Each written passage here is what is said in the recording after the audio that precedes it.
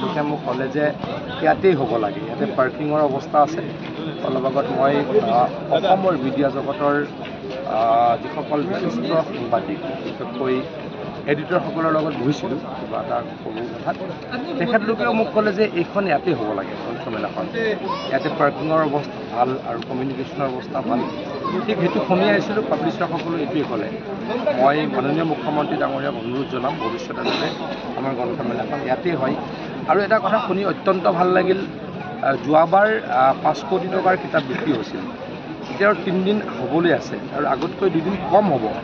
তথাপিতো ইয়াতে 7 কোটি 7.5 কোটি টকাৰ কিতাপ বিক্ৰী হ'ব বুলি আমাৰ পাব্লিচাৰসকলে আশা প্ৰকাশ কৰিছে। গতিকে আমাৰ কিতাপ পঢ়াৰ সংখ্যা বাঢ়িছে, পঢ়ুৱৈৰ সংখ্যা বাঢ়িছে, খুব ভাল লক্ষণ। নপঢ়িলে আমি কি হ'ব, জ্ঞানী হ'ব নোৱাৰোঁ। নপঢ়িলে আমি কথা নাজানো।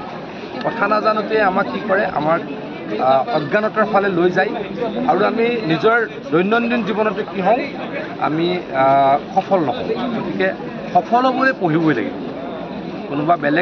কোনোবাই পলিটিক্স কৰিব, বেলেগকৈ পঢ়িব, কোনোবা ডক্টৰ হ'ব, বেলেগকৈ পঢ়িব, কোনোবা কবি হ'ব, তেওঁ বেলেগকৈ পঢ়িব, কোনোবা সাংবাদিক হ'ব, তেখেতে বেলেগকৈ পঢ়িব। মুঠৰ ওপৰত পঢ়িবই লাগিব, খেতিয়কেও পঢ়িব লাগিব। গতিকে পঢ়িবলৈ কি লাগিব, কিতাপ লাগিব। আজিকালি ডিজিটেলৰ যুগত কিতাপৰ বিক্ৰী বাঢ়িছে, কিন্তু ভাল চিন অসমৰ মানুহে কিতাপ আদৰি লোৱাটো আমাৰ জাতিটোৰ কাৰণে ভাল লক্ষণ। আৰু কিতাপ পঢ়িবলৈ অনুৰোধ জনাইছোঁ সকলোকে।